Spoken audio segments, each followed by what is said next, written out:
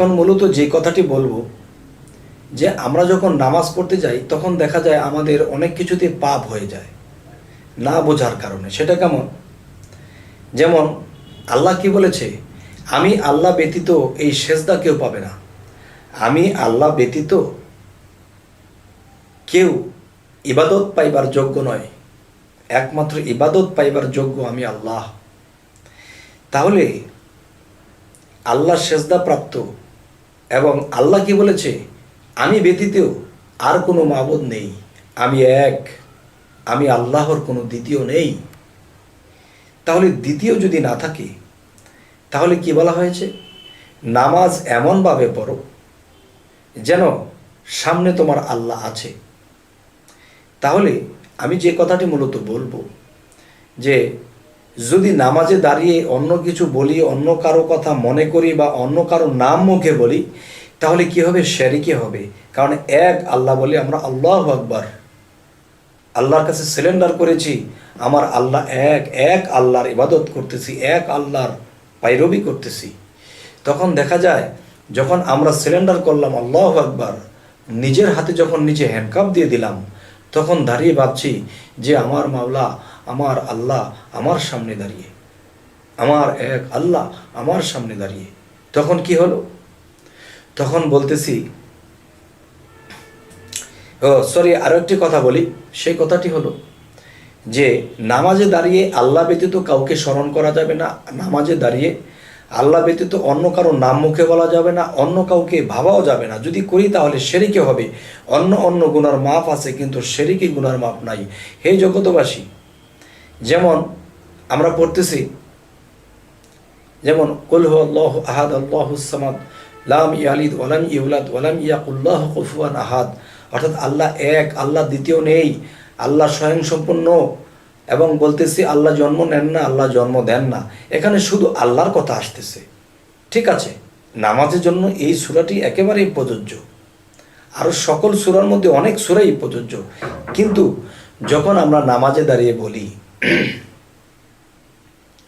তাব্বাত ইয়াদা আবি লাহাবি ওয়া তাব্বা মা আগনা আনহু মালহু ওয়া মা কাসাব, কি বলেছি এটা?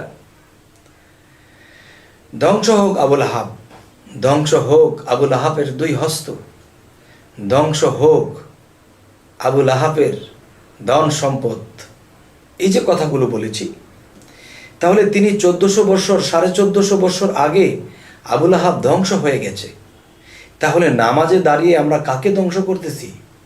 এ হলো একটা বিষয়। আরেকটা বিষয় হলো যে সেটি হলো নামাজে দাঁড়ায় আল্লাহ ব্যতীত অন্য কারো নাম মুখে বলা যাবে না, অন্য কারো ভাবনা চিন্তা করা যাবে না। কিন্তু আমি আবু জাহেলকে নিয়ে ভেবেছি সে তো আল্লাহ নয়, সে তো একজন কাফের ছিল। আমরা নামাজে দাঁড়িয়ে আমরা সেই আবু জাহেলের নাম বারবার মুখে নিচ্ছি। কি বলতেছি? তাব্বাত ইয়াদা আবি লাহাবি ওয়া তাব্বা মা আগনা আনহু মালহু ওয়া মা কাসাব। কি বলতেছি? ধ্বংস হোক আবু লাহাব, ধ্বংস হোক আবু লাহাবের দুই হস্ত, ধ্বংস হোক আবু লাহাবের সঞ্চয়কৃত ধন সম্পদ। কেন বাবা?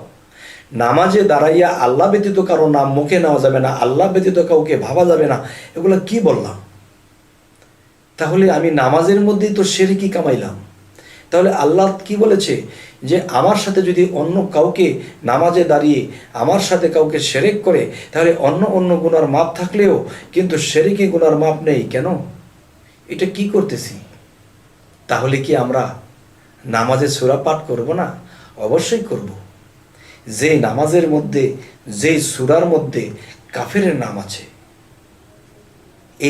এই কাফেরের নাম যদি আমি নামাজে দাঁড়াইয়া নিতে থাকি, আল্লাহকে ব্যতীত অন্য কাউকে আমি নাম বলতেছি, তাহলে আমি শিরক করতেছি।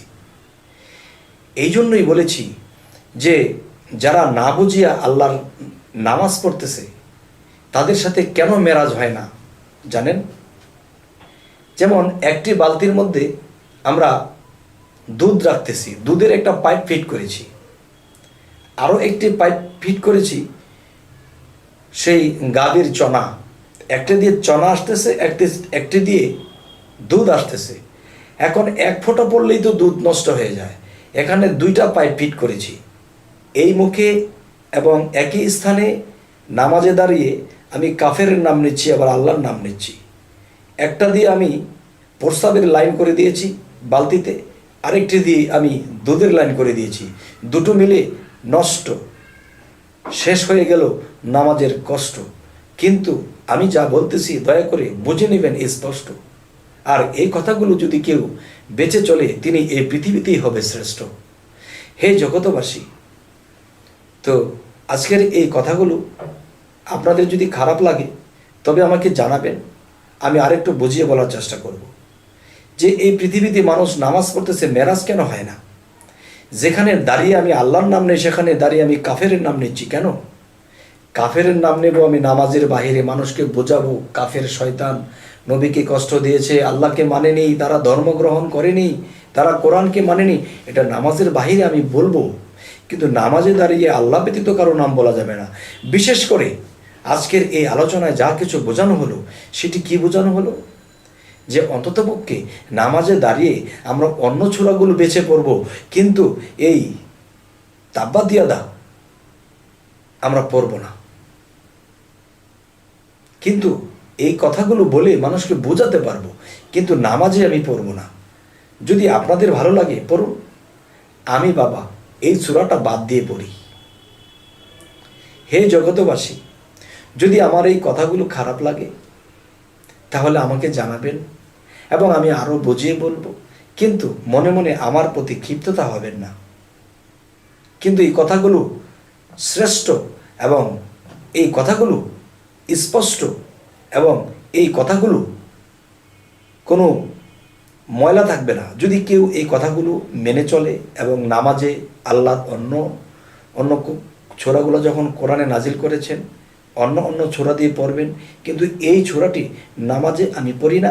আমি আপনাদেরকেও বলছি আপনারা পড়বেন না, কেননা সম্পূর্ণ শিরকি হয়ে যায়। আল্লাহ ব্যতীত কারো নাম নেওয়া যাবে না।